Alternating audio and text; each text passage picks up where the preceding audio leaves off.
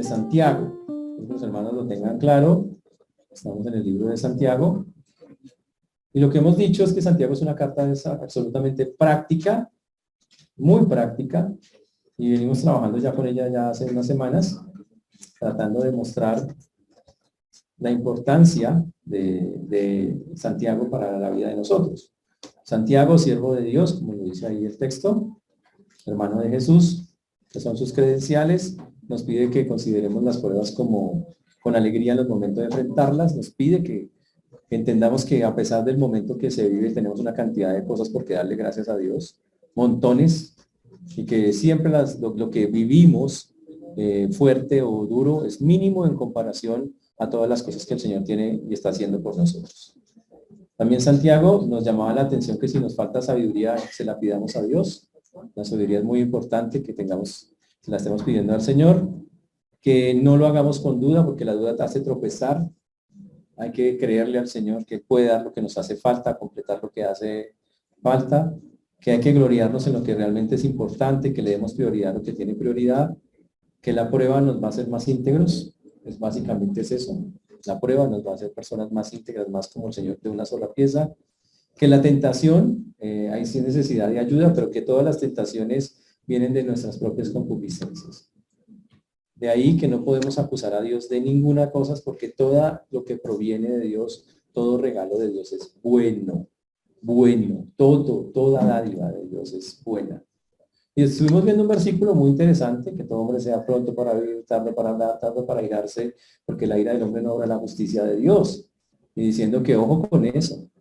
Estuvimos hablando de la importancia de tener control propio, de tener dominio propio, muy valioso y muy importante. Que la palabra de Dios tiene que estarnos transformando, que para poderla recibir hay que quitar todo lo que es inmundo para que la palabra haga los cambios en nosotros. Que estemos desechando toda inmundicia y abundancia de malicia, como realmente lo dice el texto, y que más bien nos centremos en la ley perfecta de la libertad. Las personas piensan que seguir la ley del Señor es obligante y encerrante, y no, la verdad, la ley de Dios da libertad, es como la Biblia lo enseña.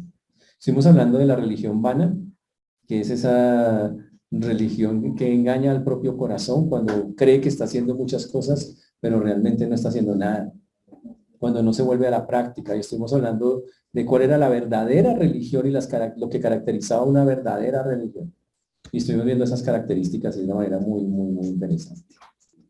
Ahí termina la presentación del día de hoy, pero seguimos acá. Por eso vamos a ir a la Biblia, al libro de Santiago, por favor, vamos allá, muchachos. Vamos al libro de Santiago.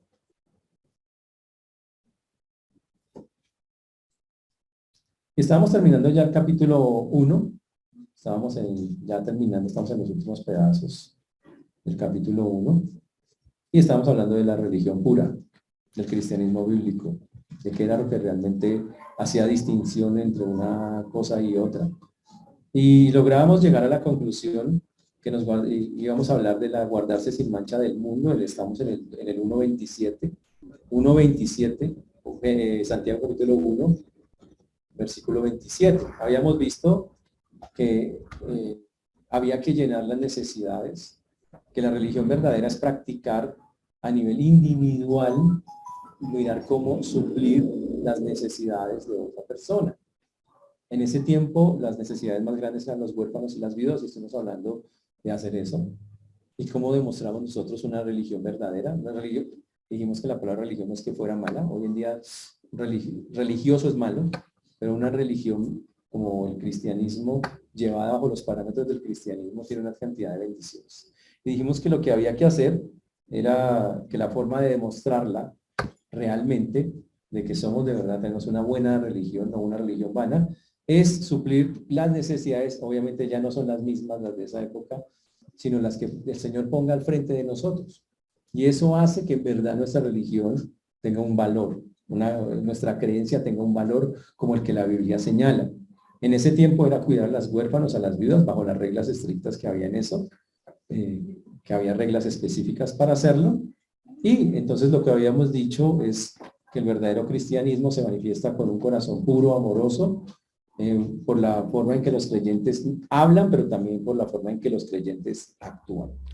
Y hoy vamos a retomar el texto ahí para ir un momentico más a guardarse sin mancha del mundo, que es la última parte del versículo 27, y a continuar con nuestro estudio de Santiago. Amén. Oremos. Padre precioso, te damos gracias por este tiempo que nos has regalado. Te agradecemos porque hasta aquí nos has traído y has sido bueno con nosotros. Hoy ponemos delante tuyo una vez más esta tu palabra, y como lo hemos dicho a través de este mismo libro, Señor, debemos tener una actitud correcta para recibirla. Señor, hoy venimos a escucharte, venimos a que nos hables, y venimos, Señor, a mirar qué nos pides hacer para obedecer. Ayúdanos a que esa sea realmente la condición de nuestro corazón, para que podamos hacer los cambios que necesitamos estar haciendo. Por eso hoy pedimos que cualquier cosa que impida que pueda ser así, sea puesta a un lado. Perdona nuestros pensamientos, palabras o acciones que no te han glorificado. Y pedimos, Señor, que todo eso se haga a un lado para poder hoy estar concentrados recibiendo tu palabra. Ten misericordia de todos los que nos escuchan, Señor, y de tu siervo quien habla, pues lo pedimos en el nombre de Jesús. Amén. Ya. Habíamos dicho entonces que la verdadera fe, la religión verdadera, la no vana, ayuda a los otros creyentes a que están en tribulación a tratar de ayudarlos de las maneras que podamos, físicamente, materialmente, espiritualmente, hablando con ellos, llamándolos, charlando, cualquier forma en que lo hagamos. Eso demuestra una religión práctica, verdadera, como debe ser el cristianismo. Ahora alguien me preguntó, entonces yo puedo tener otra religión, pastor, y la respuesta es por supuesto que no. En la Biblia, ¿cuántas religiones hay? Una. El resto son inventadas por el hombre. El resto de religiones, el hombre se las ha inventado. Y es muy fácil inventar una religión, señores. Para eso, solo usted tiene que pensar a su propia manera. Yo creo que el asunto se ve así, pensar sobre Dios, sobre las cosas que nos rodean a su manera, y listo, ya con eso tiene su propia religión. Por eso estudiamos la Biblia, para entender cómo Dios quiere que llevemos nuestra fe, nuestra creencia. Si decimos religión, suena como, es una palabra un poco contaminada hoy. Pero diciéndolo claramente, nuestra creencia debe llevarse conforme a los parámetros que la Biblia señala y en ningún otro parámetro. Y ese es el punto. Estamos acá porque queremos aprender, oye, ¿qué parámetros tienes tú para nosotros, Señor? Y ya nos ha dicho algunas cosas Santiago respecto a eso. Nos puso parámetros sobre cómo llevar las pruebas, nos puso parámetros sobre cómo recibir la palabra, con mansedumbre, que tengamos la mejor actitud.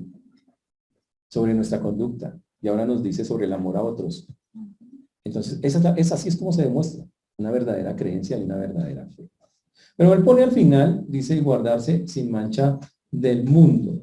Hablando de algo, hablamos de eso la vez pasada, que es obviamente una obligación constante en la cual el creyente se guarda para el Señor, de manera constante, no es una vez ni dos, sino que tiene como práctica habitual de su vida hacerlo.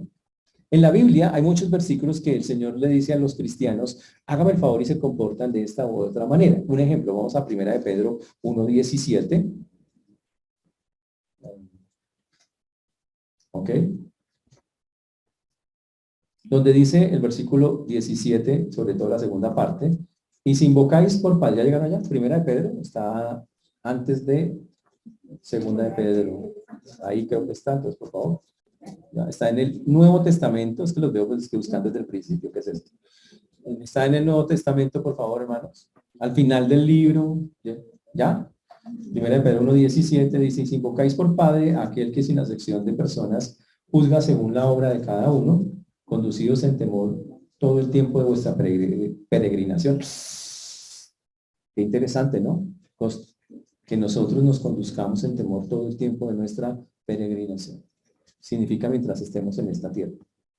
Con el temor reverente, está hablando de una conducta que glorifique al Señor. Ahora, no sin pecado, porque no podemos decir eso.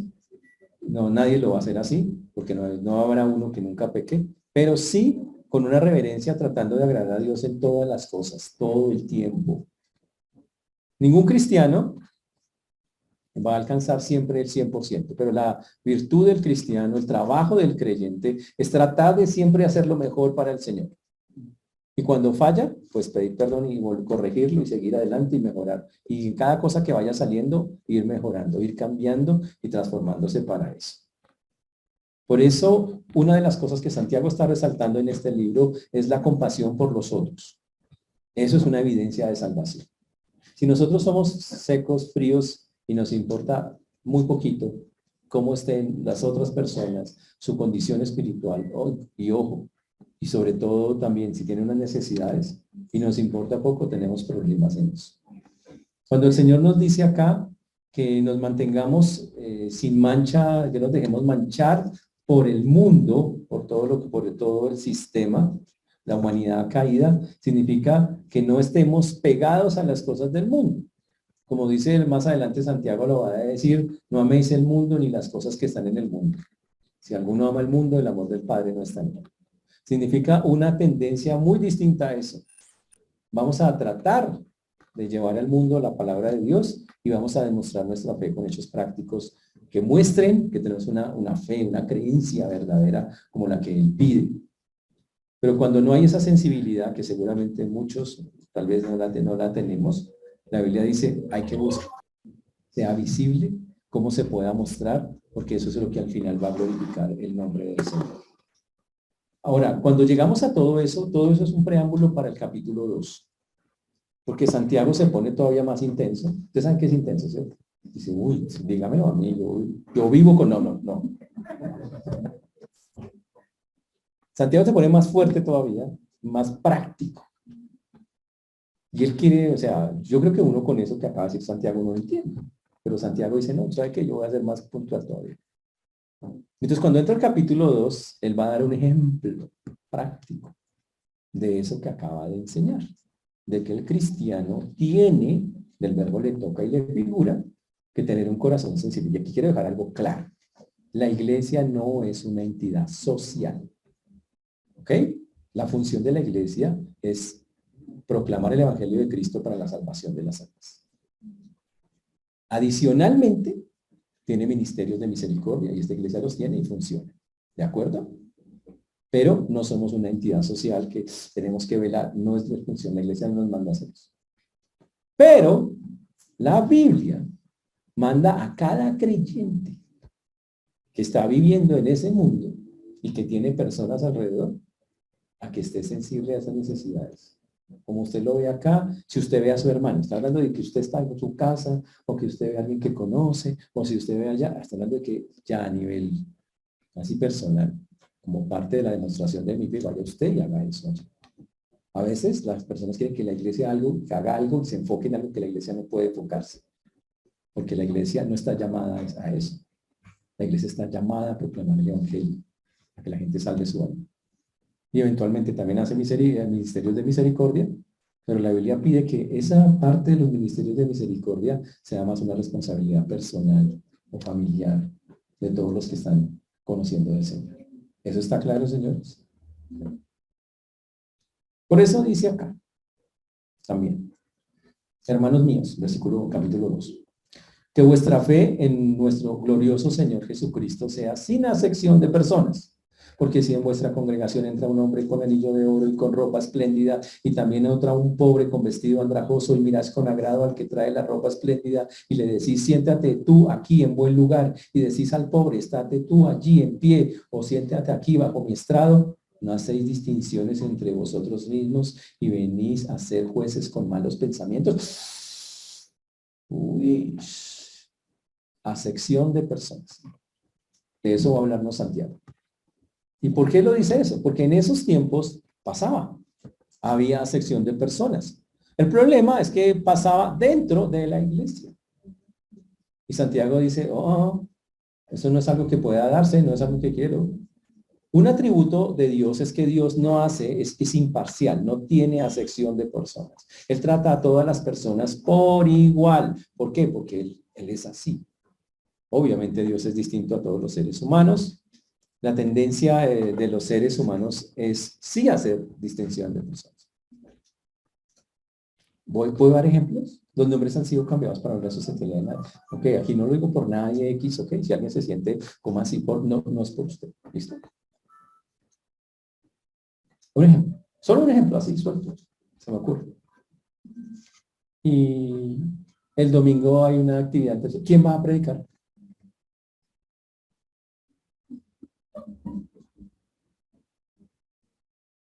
¿Cómo así? ¿Eso importa? Pues es que sí, o sea que sí. ¿Ustedes ha pasado? No, ustedes no, que son todos espirituales, aureolas brillan. Aquí. Ahí está. Solo un ejemplo así, suelto, sencillito. ¿Quién dicta ese curso?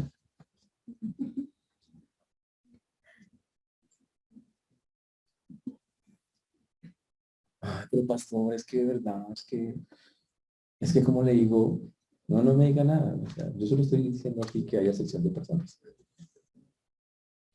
Si algo no es como nosotros queremos, y la vida diaria es así, todas las cosas son como usted quiere o piensa, o le gustaría que fueran, no. Resulta que no.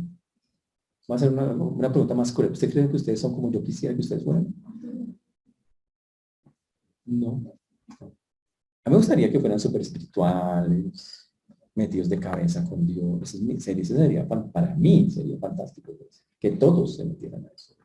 Que todos estudiaran, que todos dijeran, no, vamos a meter. Que todos tuvieran un espíritu de servicio. ¿Todos son así? No. Algunos. No, no lo hacen, otros no. Entonces tengo dos opciones. ¿Me amargo por eso? No. Sigo insistiendo, sigo orando y sigo animándolos a que lleguen a eso. Eso sí hago. ¿Por qué? Porque eso es lo que hay que hacer. Si no lo hiciera así, sería terrible. Además, sí, y por eso la iglesia tiene como interés que cada uno de ustedes entienda. Todos acá tenemos que ir hacia una misma meta. Esa meta se llama la madurez. Y aquí todos tienen las mismas oportunidades de crecer. Y esta iglesia tiene cientos de herramientas para que usted las use. Cuando usted no las quiere usar, no es porque hagamos acepción de personas, es que usted no las usa. Señores, aquí tiene usted cursos gratis. Usted puede tomar las preconsultaciones y muchos y otros cursos que se dan. Tiene un seminario donde tiene que pagar una cosa mínima y estudiar por internet y de noche. En lugar de ver qué ven de noche. Yo me llamo. Okay. O sea, tendría que dejar de ver eso y el noticiero. El noticiero. ¿Qué más ven a esa hora? No. Masterchef. Uy, no, pero ¿cómo? No, eso está difícil ya con Masterchef.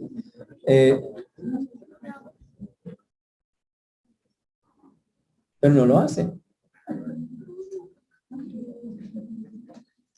La iglesia quiere que todos participen porque les beneficia a ustedes más que a nosotros. Porque los que tienen que crecer, ustedes vienen acá porque quieren oír al Señor cómo les da pautas para crecer, ¿cierto? Y son herramientas, y todas esas herramientas son válidas. Pero si ustedes hacen acepción de cosas espirituales y dicen, ay, no, pero es que, no, yo prefiero ver la televisión. No, yo prefiero descansar. Por eso hay cursos como estos que estamos viendo, que hemos anunciado, que son de un día, un día sale la semana a sacrificarse. Tremendo, pero todos los martes, pastor, 11 noches. Pastor, imagínese, un día a la semana, 2 horas y media, no, terrible. No, pastor. ¿Eso dura un partido de la Champions? ¿Eso dura el noticiero el mediodía? ¿Y no pueden sentarse a escuchar Biblia? Hacer la sección de personas es grave, pero hacer la sección de Dios, de las cosas de Dios, es más grave todavía. Porque los que pierden son ustedes. Pero bueno, ese era un comentario aparte. Los seres humanos tenemos la horrible tendencia a encasillar a las personas en categorías. Y las clasificamos por lo que nosotros pensamos que parecen ser. Los intensos, los tóxicos, no, aquí no es de ustedes, ¿ok? Pero es un ejemplo. Los intensos, los tóxicos, los chismosos, y el ser humano tristemente tenemos esa, y a veces clasificamos por raza, etnia, condición social, personalidad, riqueza, poder, el carro que manejan, la casa que tienen, el barrio donde viven. Y la Biblia ataca, y Santiago ataca fuertemente eso. Y dice, señores, no, señores, no hacemos acepción de personas. En Deuteronomio 10:17, vamos allá, Éxodo, Génesis, Éxodo, Levítico, Números, Deuteronomio, quinto libro de la Biblia, para que no se maten. 10:17 dice, porque Jehová vuestro Dios es Dios de dioses y Señor de señores, Dios grande, poderoso y temible, que no hace acepción de personas. No hace. Ni toma cohecho. Dios no hace acepción de personas. Es su naturaleza y Él pide que lo hagamos así. Y Él espera que nosotros, el pueblo de Dios, refleje esa imparcialidad en el trato con sus semejantes. Dentro y fuera de la iglesia. Y yo entiendo, es complejo, es fuerte. Es un asunto complejo. En Deuteronomio 1:17, vamos allá un minuto. Hay muchos versículos de eso. ¿Sí saben que en la Biblia, sobre todo en el Antiguo Testamento, hay un montón de versículos súper fuertes sobre eso? 1:17. ¿Qué dice? No hagáis distinción de personas en el juicio. Hacia el pequeño como grande oiréis. No tendrás temor de ninguno, porque el juicio es de Dios, y la causa que os fuere difícil la traeréis a mí, y yo la viré. Deuteronomio 1:17. Wow. Chévere, muy chévere. También. Pero hay otros pasajes, todos en Deuteronomio. Deuteronomio 15:7. Cuando haya en medio de ti un menesteroso, que alguno de tus hermanos en alguna de tus ciudades en la tierra, Deuteronomio 15:7. 15:7. ¿Están ahí? 15:7. Dice, cuando haya en medio de ti un menesteroso y alguno de tus hermanos en alguna de tus ciudades, en la tierra que Jehová tu Dios te da, no endurezcáis tu corazón, ni cerrarás tu mano contra tu hermano pobre, sino abrirás a él tu mano liberalmente, y en efecto le prestarás lo que necesite. Uy, guárdate de tener en tu corazón pensamiento perverso diciendo, cerca está el año séptimo, el de la remisión, y mires con malos ojos a tu hermano menesteroso para no darle. Porque él podrá clamar contra ti a Jehová y se te contará por pecado. El texto explica que cuando se secaba el séptimo año, las deudas quedaban saldadas. Si me habían prestado algo, ya no te debo. Imagínense, por eso una persona podría pensar, estamos en el año sexto. Y este hombre no me alcanza a pagar y esa plática se perdió. O eso que le presté ya no tengo que reclamarlo. Y la Biblia decía, preste con liberalidad, dé con liberalidad. Obvio, al que tiene necesidad. Habla de un hermano menesteroso, está hablando de alguien que no tenía que comer. Literalmente se refiere a una condición específica, ¿ok? Y el texto hablaba de Deuteronomio de este tipo de cosas. Ahora, el cristiano tiene que reflejar esa misma imparcialidad. ¿Por qué? Porque tiene que mostrar que tiene un Dios. Mucho de lo que nosotros hacemos demuestra la clase de Dios que nosotros tenemos. Si nosotros somos mezquinos, si nosotros somos insensibles a esas condiciones y a esas cosas, ¿qué clase de cristianismo, de fe o de religión, como lo dice Santiago, nosotros estamos mostrando? Uy, y usted dice, pastor, pero ¿cómo uno logra eso? Acabamos de leer en Deuteronomio que el juicio es de Dios. No es un acto de que todas las veces hacemos eso, no es un acto de un juicio en el cual decimos a Dios, dame sabiduría para saber a quién, cómo y cuándo le doy. Así es como se maneja. Así es como se hace. Si usted ve un muchacho que está en la calle, fumando, drogándose o alguna cosa y le pide dinero, pues a ver, su sentido como le va a decir, no, va a usarlo para otra cosa. Así que si quiero colaborarle, le voy a dar un pan. No, a veces no se lo van a recibir. No, yo no quiero esa plata. Está bien, pero hay que ser. La Biblia no habla de una entrega sin pensar, es más, habla de algo que se filtra a través de Dios. Así es como está en Deuteronomio y así es como Santiago también lo quiere hacer. ¿Cuál es el problema de nosotros? Que nosotros juzgamos según las apariencias. Pero la Biblia dice que hay que juzgar con justo juicio. En Juan capítulo 7, versículo 24, yo les leo, no vayan ahí. No juzguéis según las apariencias, juzgad con justo juicio. Uy. Juzgad con justo juicio. Eso es Juan 7, 24. Wow. Ahora, y en eso vamos a tener que aprender a mirar las cosas como las mira Dios. Juzgar con justo juicio. Sin importar la condición. En los tiempos bíblicos había esclavitud. Y ojo con eso. Quiero leer el pasaje porque me parece al lugar. Vamos a Efesios si es este, 6, 5 al 9.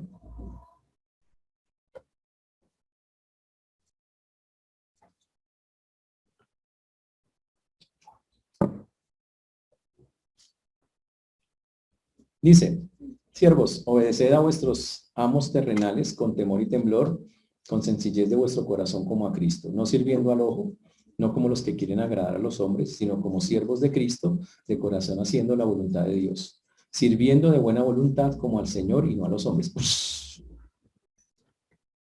¿Cuál es la actitud de servir? Con humildad, como sirviendo a Dios. Así debe ser nuestro servicio.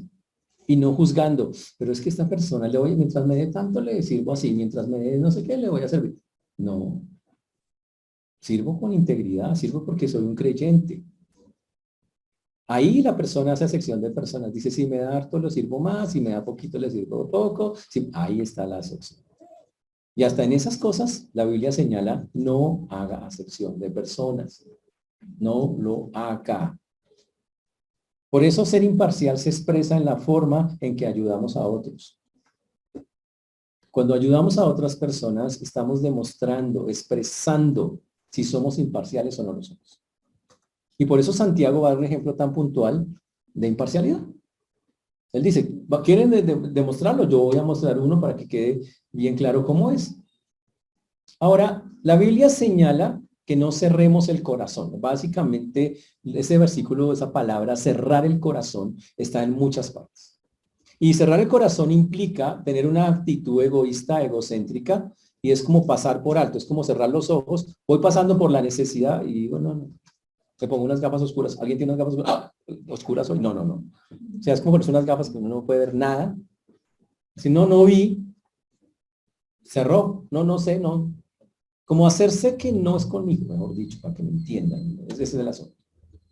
Cuando uno mira, por ejemplo, Primera de Juan 4:10, Primera de Juan está al final del libro, dice, en esto consiste el amor, no en que nosotros hayamos amado a Dios, sino en que Él nos amó a nosotros y envió a su Hijo en propiciación por nuestros pecados. Amados, si Dios nos ha amado así, debemos nosotros amarnos también, a nosotros amarnos unos a otros. Así debemos amarnos unos a otros. Nadie ha visto jamás a Dios. Si nos amamos unos a otros, Dios permanece en nosotros y su amor se ha perfeccionado en nosotros. El asunto es un asunto de amor, señores. El asunto es que debemos amar a los otros como Dios nos ama. Y básicamente lo que el Señor quiere o lo que nos quiere llevar es, tenemos una actitud amorosa hacia los demás. Cuando somos insensibles, no hay amor. Básicamente lo que nos está diciendo. Y Santiago por eso quiere enfatizar esa parte también con cada uno de nosotros. Así lo quiere ver él. ¿Ok? Ahora, también dice Santiago, también dice la Biblia, que nos encarece y nos pide que nosotros hagamos todo con parcialidad. ¿Qué significa? Que antes de juzgar algo, miremos qué dice la palabra y juzguemos sobre lo que la palabra dice y no sobre lo que sentimos o pensamos. Mucho de lo que la gente hoy juzga es que yo lo siento así, es que yo lo vivo así, no importa cómo lo sientas o cómo lo percibas, es cómo lo percibe Dios. Ese es el justo juicio que Dios pide para ser imparciales, que básicamente es lo que Santiago quiere que nosotros hagamos. Ese es el punto. Por eso dice, hermanos míos, que vuestra fe en el Señor, en nuestro glorioso Señor Jesucristo, sea sin acepción de personas. La frase, nuestro glorioso Señor Jesucristo, el Jesucristo de la gloria. Uy, tremendo. El asunto es, está hablando a personas que dicen tener una fe en Jesucristo. Y aquí pues la mayoría son creyentes, ya han entregado su vida al Señor. Y dice que si nosotros realmente, empieza con la expresión hermanos míos, que está hablando a personas que ya son creyentes, ¿ok? Para que quede claro. Dice que la fe demostrada, la fe práctica, la fe visible, lo que la gente ve afuera, de que si la gente sabe que usted es un cristiano, oiga, preguntémosle, ¿usted, la gente sabe que usted es cristiano? Bueno, ojalá. Pero la gente que te conoce, que sabe que es cristiano, tiene que ver algo en ti y es que no hagas acepción de personas. Y eso es lo que está diciendo Santiago. Que la fe en nuestro glorioso Señor Jesucristo sea sin acepción de personas. ¿Eres un creyente? Ese es un pecado que no puede ser visible, evidenciable en tu vida. Es algo que no debe estar, porque es un pésimo testimonio para los de afuera. Es algo por lo que se va a sufrir. Ahora, si en pocas palabras está diciendo que no sea una práctica en tu vida, no voy a decir que nunca hagas sección, porque te diría que nunca o siempre es complicado, pero que la práctica de cada uno de nosotros sea tener acepción de personas. Que de manera constante hagamos acepción, no. Que si llega a pasar, sea muy esporádicamente y que usted reflexione o reflexionemos, digamos, Señor, ayúdanos a cambiar y cambiemos. Pero que no sea la práctica de la vida. Eso es básicamente lo que está diciendo. Por eso, la acepción de personas no solamente es irrespetuosa, es un pecado delicado para Dios. Ese es el asunto. Choca contra lo que el Señor ha hecho por nosotros. Piensen algo. El Señor, dice la Biblia, que quiere salvar, no quiere que ninguno perezca, sino que todos procedan al arrepentimiento. Él no hace acepción de personas para la salvación. Él dice, todos potencialmente pueden, quiere, es su deseo y es su anhelo que se salven. Pero deja la responsabilidad. Él dice, yo quiero, hago todo, va a la cruz, muere por todos, pero solo los que lo reciben ese premio. Eso es lo que está diciendo el Señor. Dice, si yo hago eso y les demuestro desde la salvación que no hago acepción de personas, ¿por qué nosotros sí lo hacemos? Es más, si yo te salvé, dice el Señor, tenía derecho, había cosas bonitas para salvarnos, o sea, lo escogió a usted porque usted era lo más bonito que había por ahí. No, nos escogió por pecadores, porque no teníamos esperanza.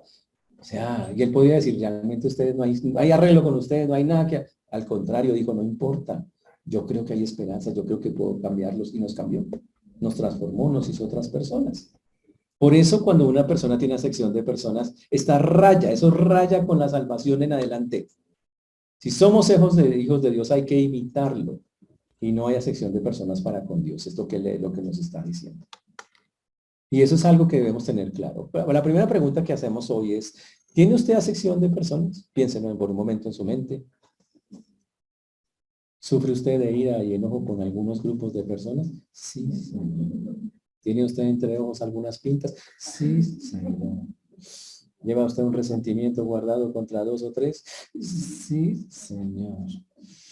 El Dolorán no le va a servir para eso. Necesita, de verdad, si es cristiano, aplicar, obedecer lo que la Biblia dice de quitar esas acepciones. ¿Ok? La palabra acepción de personas es la idea de juzgar por una apariencia. Literalmente es eso. Tiene que ver con que yo juzgo a través de una apariencia. Es un juicio superficial. Yo miro la pinta, me cae mal. Hay gente que hace eso, ¿no? Dice, no, desde que lo vi me cayó mal. Pero venía con tapabocas. ¿Cómo hiciste? No, pues, no tenía rayos X la persona para leer la cara. O sea que le cayó mal la cara de la persona, y ni siquiera la cara, los ojos, de ahí para allá, y ya con eso, no, es que no tiene pelo. No, ya con eso ya juzgó. No. Terrible. Y a veces somos así. Sin conocer a la persona, usted ya emitió un juicio. A mí me parece que es como picado. A mí me parece que es como orgulloso. A usted le parece interesante. Ni siquiera ha hablado con la persona y usted ya la juzgó. La Biblia dice, eso es hacer acepción de personas. Eso es hacer juicios superficiales. Y es una falta de respeto a la persona. No tiene en cuenta lo que no conoce. Se basa en lo que no sabe de la persona. Nada, no tiene ni idea realmente de lo que es eso. Wow. Por eso en la Biblia aparece la frase varias veces porque es algo que se presta para mucho. El Señor Jesucristo cuando estuvo en la tierra no mostró favoritismo con nadie. Con nadie. Él trató a todos, a los que necesitaban y aún a sus enemigos. Estaba en la cruz, lo estaban matando y Señor, perdónanos porque no saben lo que hacen. Wow. De ahí en adelante. Dios es tan imparcial que en la genealogía de Jesús aparecen gente de dudosa reputación. En la genealogía de Jesús. Está la señorita Rahab, de usa reputación en su tiempo. Hay de todo. Hay reyes malos, hay gente que hizo cosas perversas, pero fueron cambiados por el Señor. Y el Señor dijo, no importa, hay otra oportunidad. De ahí en adelante. En pocas palabras, para Dios es muy importante. Entonces Dios muestra imparcialidad porque, conforme lo dicen las Escrituras, Él no quiere que ninguno perezca, sino que todos procedan al arrepentimiento. Es más, algunas de las enseñanzas de Jesús, para dar claridad sobre eso, cuando Él hablaba por parábolas, hablan de eso. Un ejemplo es Mateo 22. Cuando llegamos a Mateo 22,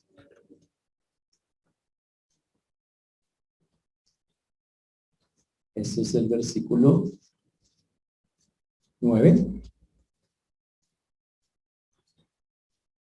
Una parábola de la fiesta de las bodas, desde el 1 en adelante en el 22, que Él invitó a unas personas a las bodas, al reino. Básicamente es lo que quiere decir. Y muchos de ellos no fueron. ¿Y qué hizo el Señor? Dice entonces el versículo 9, entonces dijo a sus siervos, las bodas a la verdad están preparadas, mas los que fueron convidados no eran dignos. Y pues a las salidas de los caminos y llamad a las bodas a cuantos halléis. Y por los caminos juntaron a todos los que hallaron, juntamente malos y buenos. Y las bodas fueron llenas de convidados. Pues, tremendo. Tremendo. Invitó a toda clase de personas, y el Señor invita a toda clase de personas a que estén con Él, a que estén en su reino. Uy. Ahora, eso dentro de la iglesia significa tratar a todas las personas exactamente igual, pero que se refleje en hechos, no solo en palabras. Eso es algo muy importante. Normalmente, y ojo con eso, y aquí quiero hacer algo muy puntual, así con cariñito, con eso. No sean maliciosos. A veces, mire cómo tratan a ese hermano. A ver, vamos a hacerlo como una familia. La iglesia es una familia, ¿cierto? Es como un papá, una mamá y unos hijos.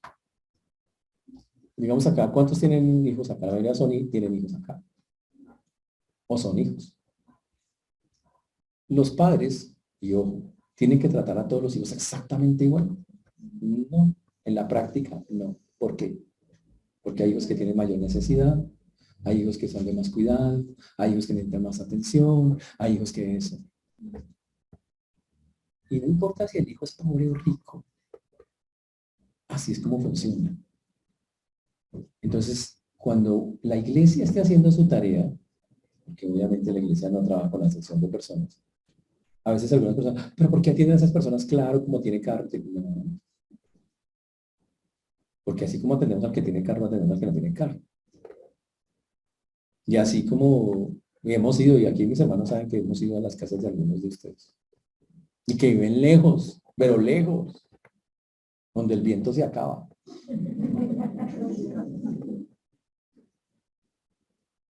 A cualquier lugar. Esa es la forma de demostrarlo. Entre nosotros es un trato que debe ser exactamente igual en cualquier lugar. ¿Por qué? Porque ese es el carácter del cristiano y así es como Dios quiere que nos comportemos. Ahora, si eso no está pasando, hay que decirle al Señor, perdónenos, muéstranos, si es que yo estoy haciendo eso. Y por eso la Biblia prohíbe que dice que juzguemos con justo juicio y que no seamos hipócritas. Que trabajemos primero en nuestras vidas antes de mirar los defectos de los demás. Eso es algo súper delicado. Y entonces Santiago, para dejar todo eso sentado, pone el ejemplo. Si entra en la congregación un hombre con anillo de oro y ropa espléndida, y también entra un pobre con vestido andrajoso, y miráis con agrado al que trae la ropa espléndida, y le decís, siéntate a ti, tú aquí, en lugar de, y decís al pobre, estate tú allí en pie. Si entra una persona con dinero, que se ve que tiene dinero, tiene pinta, el anillo de oro, claro que si entra con el anillo de oro y una cadena toda gruesa así, qué miedo. Dice, no, yo vengo allá de Boyacá, me saco esmeraldas. No, sí, da cositas, ¿sí? Pero está hablando de la actitud. No importa si entra. Han entrado. Dice, no importa si entra. Lo que Santiago pide es, si entra la persona, el habitante de calle, puede pasar. entra alguien muy humilde, que se nota que está vestido muy, muy humilde. Y a veces ha pasado. Y a veces a veces hay gente bulliciosa. ¡Hola a todos! ¿Sabe qué vea? Señora, igualito hay que tratar bien a la gente. Eso es lo que se está refiriendo. Ahora, él va a usar un ejemplo que obviamente el cristianismo en el primer siglo, cuando se formó, estaba formado de pobres y ricos. Y hay que eso hay que dejarlo re claro. Las iglesias estaban llenas de personas con dinero y personas sin dinero. Santiago por eso da el ejemplo. Pues ¿por qué? Porque el evangelio llegó a todos los estratos cuando Jesús estuvo en la tierra. Los líderes religiosos, a todo nivel, incluso los líderes religiosos, muchos siguieron a Jesús. Las mujeres ricas, muchas, siguieron a Jesús. Mucha gente del pueblo siguió a Jesús. Y cuando las iglesias se armaron en ese tiempo, pues había los dos grupos. Había tanto pobres como ricos. Y la Biblia, y no solo la Biblia, sino la historia, señala en muchos libros que en la religión cristiana inicial, primitiva, los dos grupos cohabitaban. Por ejemplo, vamos a Hechos 2, 44, 45.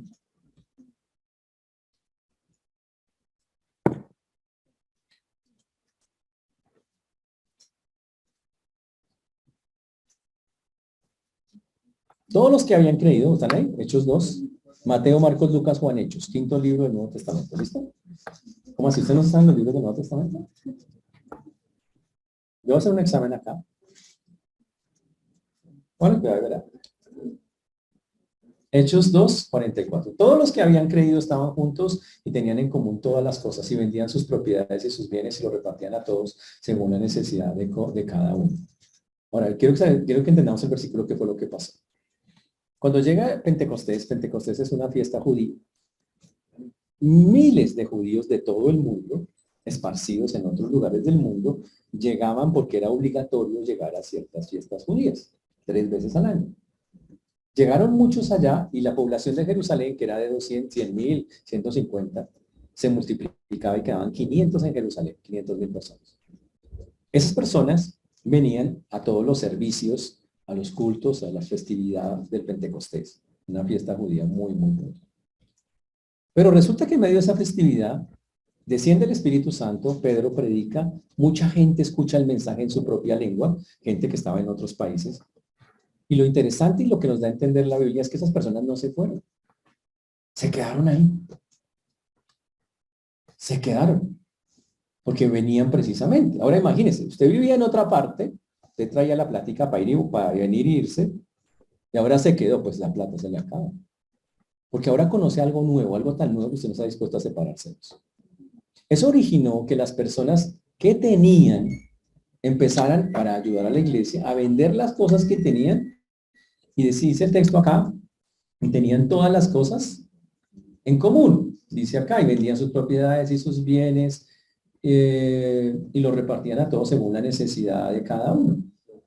De tal manera, dice el versículo 34, así pues, así que no había entre ellos ningún necesitado, porque todos los que poseían heredades o casas las vendían y le traían el precio de lo vendido. Uy, qué interesante eso. Ahora, otra cosa que provocó que tuviera que ayudarse entre ellos es que empezaron a perseguirlos. Y cuando los perseguían, les quitaban sus trabajos, les quitaban sus casas, todo lo que tenían. Nadie les daba trabajo. Les decían, no, que soy Cristo. No, usted es seguidor de Cristo, nada, lo siento. Eso sí era persecución pura. Y eso hizo que las personas, muchas, pues tuvieran muchísimas necesidades. Y provocó que la iglesia tuviera que tomar esas medidas en ese momento. No estamos en tiempos de persecución, pero sigue habiendo gente con necesidad. Pero en ese tiempo era muy difícil, pero muy, ¿no? O sea, lo que vivimos ahorita es, todos estamos en un paraíso, acá estamos sobrados. Pero a ellos sí les quitaron sus cosas, los azotaban, les daban duro por ser cristianos. Los padres desheredaban a los hijos. Usted, no, usted ya no es mi hijo. Olvídese, yo no acepto que un cristiano sea un hijo de un judío. Eso es una cosa terrible. Y por eso muchos tuvieron que empezar a lo que diríamos hoy, entrar en la era del rebusque. Eso pasó. Por eso cuando Santiago señala la escena, está señalando algo que era común ver. Ojo con eso. Y básicamente está diciendo de la actitud que nos pide como creyentes. Y por eso dice, que estaba pasando allá, que si entra el hombre con anillo de oro y ropa espléndida, cuidado, en la congregación, uy, ¿qué significa? En la iglesia, en la sinagoga, si lo quiere ver en el tiempo, en este tiempo que está allá, con un anillo de oro, significa que se le nota, le brillaba ese anillito ahí en el oro, ¿ok? Debemos dejar claro que eso de usar anillos es una práctica antigua, muy vieja. Y eso de chicanear con los anillos también. No, en serio, es viejo. Eso era una forma de mostrar, mira, yo vivo ahí al otro lado. Yo soy de esta. Eso era una manera de demostrar el estatus. Pero pilas. Cuando entraban a la iglesia, ellos no se quitaban los anillos.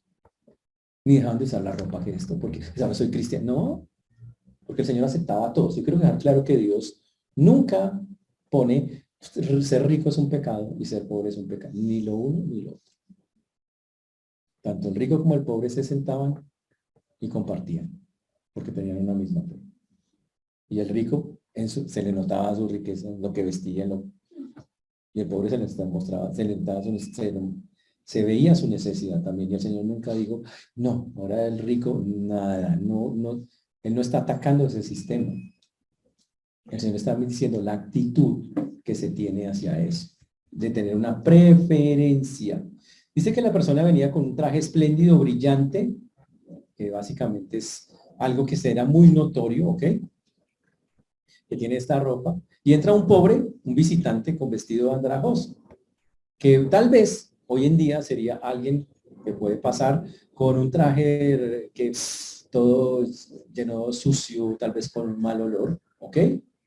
Y dice, ¿qué vamos a hacer al respecto? Y básicamente dice que no haga distinción entre ellos, que no muestre favores especiales. Hermano, usted que llega con el anillo, siéntese acá, vea, y le limpia usted el anillo con el trapito, venga. Y al que viene andrajoso, ¿qué? ¿Dónde lo pone? Siéntese allá en la esquinita, allá, vea, allá un huequito. Allá en esa esquina, básicamente lo que está diciendo. Diciendo, esto es algo de una actitud que delante de Dios no va, no va. Ojo, para dejarlo claro, en la Biblia la riqueza no es vista como pecaminosidad, siempre y cuando esa riqueza haya sido adquirida con justicia y sea usada sabiamente. El Señor no está en contra de eso. Porque puede pasar que el pobre también diga, pero ¿por qué? A veces juzgando, a veces alguien dice, pero esa persona teniendo tanta plata no da las misiones. Y teniendo tanta plata no... A ver, ¿usted es Dios para juzgar eso? Eso es ser con Dios. Y en eso no nos metemos. Ore por el hermano. Señor, que tenga un corazón sensible, que tenga... Y el hermano que tiene esa condición diga, Señor, ¿por qué me has dado tanto? ¿Para qué será? Ese es el punto. Pero lo que queda claro acá es la sección de personas entre creyentes está prohibido. Pero más grave es la sección con Dios. A veces nuestra sección no es con las personas mismas, sino con Dios, con su obra, con sus cosas. No estamos dispuestos a compartir lo que Él mismo nos dio con Él. Ni en lo económico, ni en el servicio, ni en nada. Es más, ni siquiera tiempo con Él. Y por eso muchas personas, aunque son cristianos y llevan años, ni oran, no tienen un devocional, no quieren servirlo, no estudian nada y no dan nada tampoco. Solo aparecen y desaparecen. Grave. Eso se llama sección con Dios. Y la sección con Dios es grave, la sección con las personas es grave, y el Señor nos llama la atención sobre eso a decir, ojo con eso, no es lo que yo quiero. Cuando Jesús estuvo aquí en la tierra, la Biblia siempre habla de la humildad con que actuó. Tal vez el versículo para que todos, que es la práctica para ser imparciales, es Filipenses capítulo 2, versículo 3.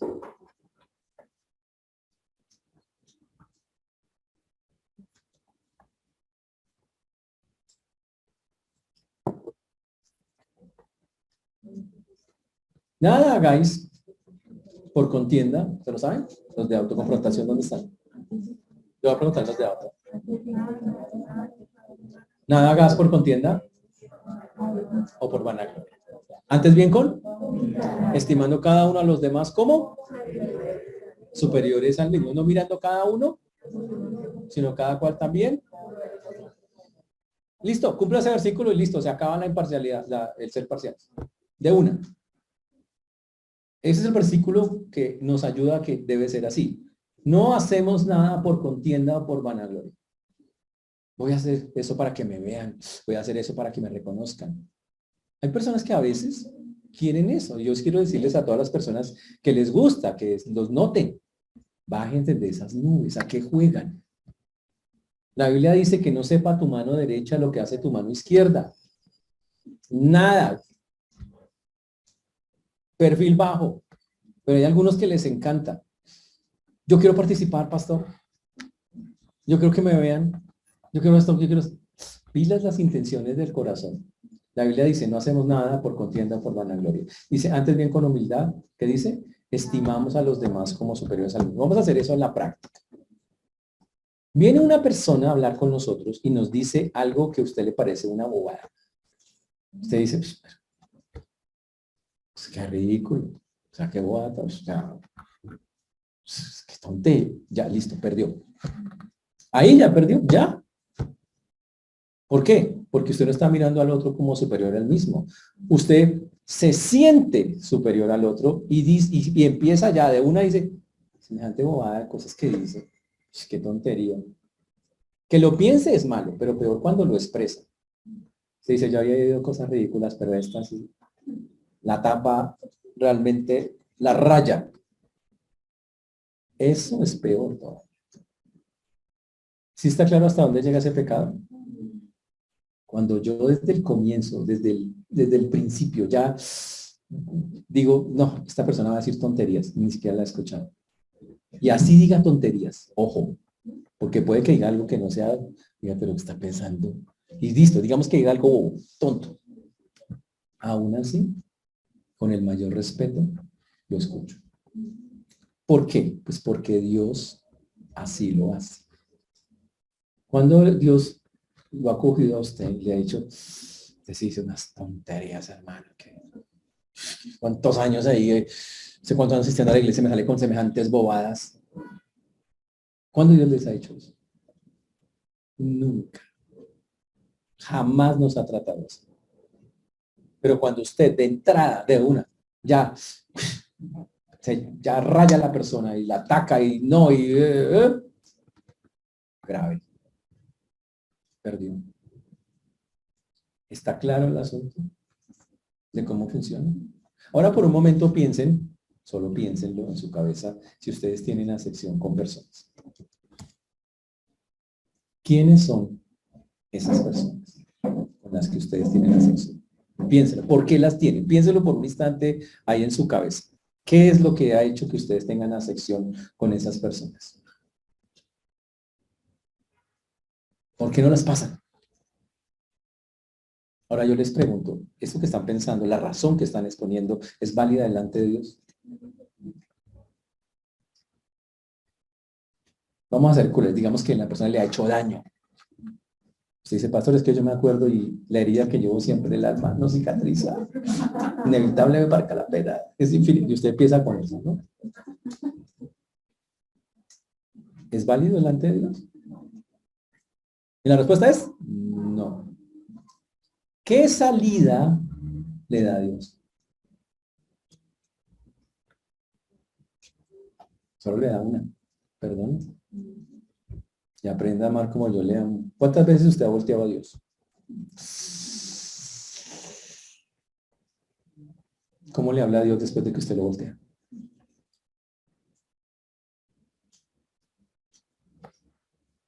Y le habla bien, ¿cierto? Y eso es algo interesante, la humildad. Si ustedes piensan que ser humildes les va a hacer débiles, están equivocados. Eso es algo que es totalmente contrario a lo que la Biblia dice. Para la Biblia, la persona más valiente y más fuerte es aquel que puede humillarse y puede respetar al otro.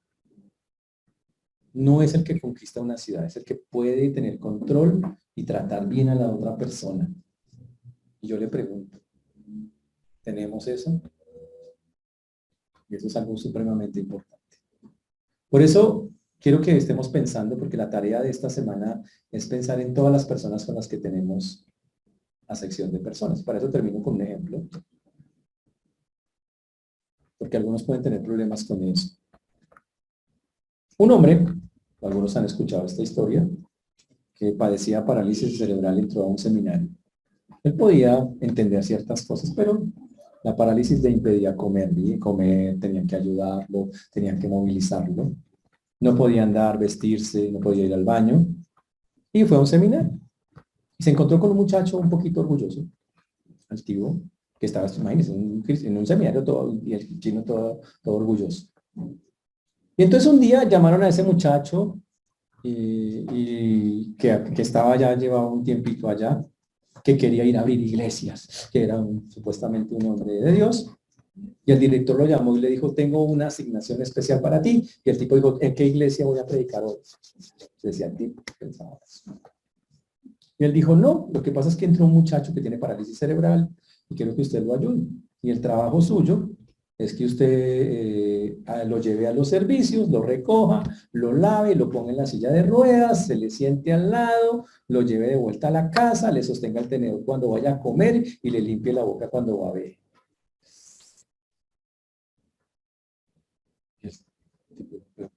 ¿Yo no haga eso?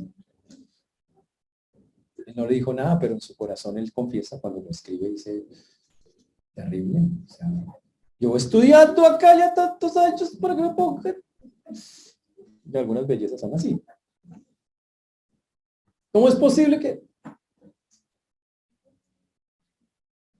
Y dice que ese día el maestro, entraron a una clase y el maestro dijo, haga el favor de abrir Filipenses 2:3, estimando cada uno a los demás como superiores al mismo.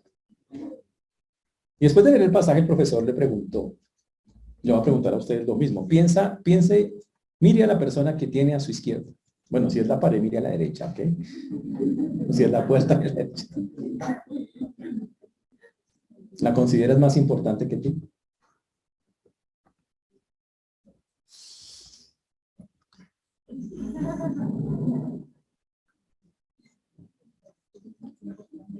Cuando el muchacho volteó a mirar, el estudiante, ahí viene quién estaba ahí. Estaba el muchacho de la parálisis cerebral, se llamaba Aarón. La cabeza se le había caído hacia un lado y tenía la boca abierta. Y él dijo, Aarón, lo más importante que yo estaba sano, tenía mucha labia, tenía un título, iba a conseguir otro. ¿Cómo va a ser ese hombre más importante que yo? Así lo pensó, confiesa, yo lo pensé así. Se fue para la casa, contrariado. Pero oró. Dice que Dios le hizo ver su arrogancia y le hizo ver que él estaba haciendo acepción de personas. Y dice que comenzó a trabajar con su actitud. Y le empezó a pedir al Señor que lo ayudara porque reconoció que era un pecado grande en su vida. Y dice que poco a poco comenzó a alegrarse de cuidar a Aarón. Y al fin de año, él ya era amigo de Aarón. Dice, y lo acompañé y fue amigo mío hasta la muerte, dice el texto. Y dice que le da gracias a Dios por haberlo conocido. Y Dios usa personas así para recordarnos que los demás son primero. Esa es la práctica bíblica. Por eso no importa quién Dios ponga al frente, hay que aprender a mirarlo con respeto. Así diga cosas que no son, ¿no? Está bien. Pero le escuchamos con respeto. Así es como se hace eso. Por eso esta semana que tenemos por delante es una muy buena oportunidad para practicar esto. Aprender a escuchar a los otros, sin juzgarlos. Y sé que si la práctica ha sido todo lo contrario, hay que hablar con Dios y decirle, Señor, perdónanos. Porque de verdad tengo ese problema. Ya veo una persona, ya la juzgué, ya de una vez. Y más bien ayúdame a que soy un cristiano, que no puede hacer la sección de personas, porque eso te desagrada, Señor. Esa es la lección de obediencia que el Señor nos pide esta semana. Quitar de nuestra vida la sección de personas. Y estoy seguro que les va a mandar unas pintas. Ya, estoy convencido. Pero vea, fijo. Sé que nos va a mandar unas bellezas. ¿Y sabe qué toca hacer? ¿Qué fue lo que dijiste el domingo, Señor? Filipenses 2:3, Filipenses 2:3. Y háganlo hasta que sea, ojo, la práctica de su vida. ¿Por qué? Porque el que podría hacer acepción de personas, que es Dios, nunca la ha hecho con nosotros. Él sí puede. Él tiene motivos. ¿Sí sabe que Dios sí tiene motivos para hacer acepción con nosotros? Hartos. Podría decir. Me han fallado todo el tiempo. No me voltean ni a mirar a ratos. No hacen todo lo que yo les digo. Y aún así dice, ¿qué hay que hacer? ¿Te puedo ayudar en algo? Así funciona. Señores, que el Señor nos ayude. Vamos a orar, pongámonos de pie.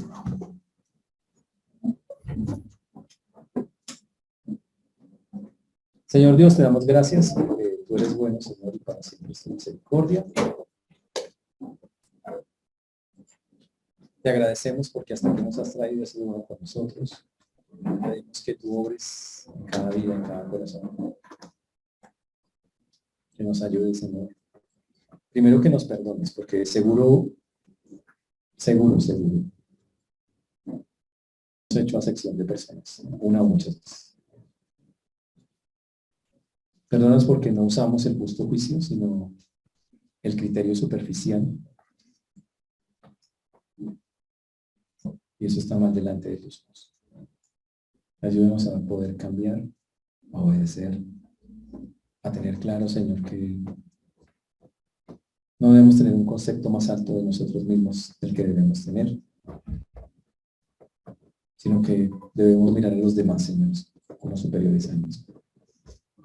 Por eso hoy dejo en tus manos, Señor, esto que hoy hemos hablado, pedimos a Dios hacerlo práctico, pues lo pedimos en el nombre precioso de Jesús.